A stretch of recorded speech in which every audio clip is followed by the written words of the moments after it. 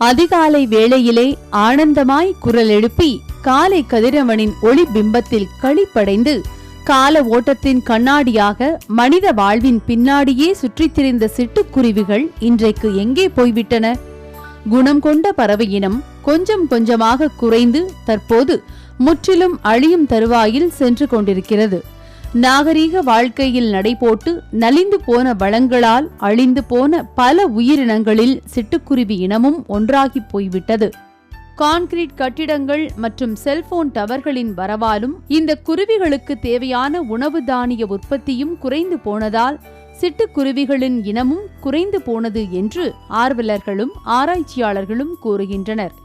அழிந்து போகும் தருவாயில் இருக்கும் சிட்டுக்குருவிகளை காக்கவும் அவ்வினத்தை பாதுகாக்க விழிப்புணர்வை ஏற்படுத்தும் விதமாக ஒவ்வொரு ஆண்டும் மார்ச் 22ஆம் நாள் உலக சிட்டுக்குருவிகள் தினமாக கடைபிடிக்கப்பட்டு வருகிறது. நம்மில் எத்தனை பேர் சிட்டுக்குருவிகளை காக்க முயற்சி எடுத்திருப்போம் என்று தெரியாது.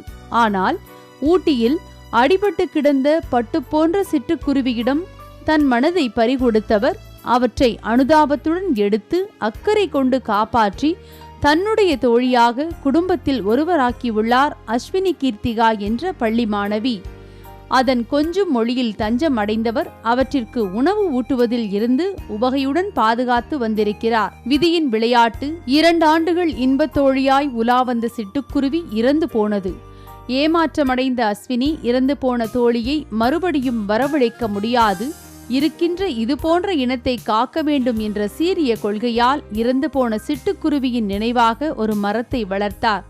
நலம் விரும்பிகளை குலமே தேடி வரும் என்பதற்கேற்ப இன்றைக்கு சிட்டுக்குருவிகள் கூட்டம் கூட்டமாய் தேடி வருகிறது தாம் வளர்த்த மரத்திற்கு என்று கூறும் கிருத்திகா, வரும் சிட்டுக்குருவிகளுக்கு உவகையுடன் உணவிட்டு அவை உண்பதை பார்த்து பரவசமடைந்து வருகிறேன் தினமும் என்கிறார் மகிழ்ச்சியுடன். நம்ம எல்லாரும் சிட்டுக்குருவிய நம்ம வெளியாளன்னு பார்க்காம நம்ம கைக்குள்ள வச்சிருந்தோம்னா சிட்டுக்குருவி அழியிறது கம்மியாயிட்டு வரும். நேச்சரோட என்விரான்மெண்ட் என்னன்னா நம்ம பேர்ட்ஸ் தான்.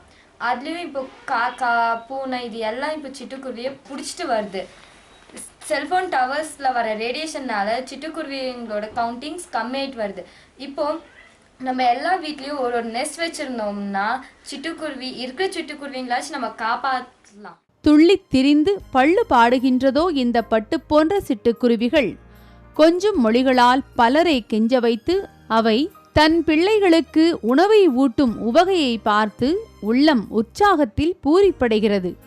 அன்பாய் அழகாய் இனிய குரலால் நம்மை சுற்றி சிறகடித்து பறந்து தத்தி தத்தி செல்வதையும் கூடுகட்ட இடம் தேடுவதையும் தானியங்களை கொத்தி கொத்தி உண்பதையும் சண்டையிட்டு சமரசம் பேசும் அவற்றின் கொஞ்சம் மொழிகளும் அவற்றின் சுறுசுறுப்பும் நமக்கு உற்சாகமூட்டி இயற்கை எழில் கொஞ்சும் உதகையில் இந்த சிட்டுக்குருவிகளை பார்த்து நம் மனம் கெஞ்சுகிறது.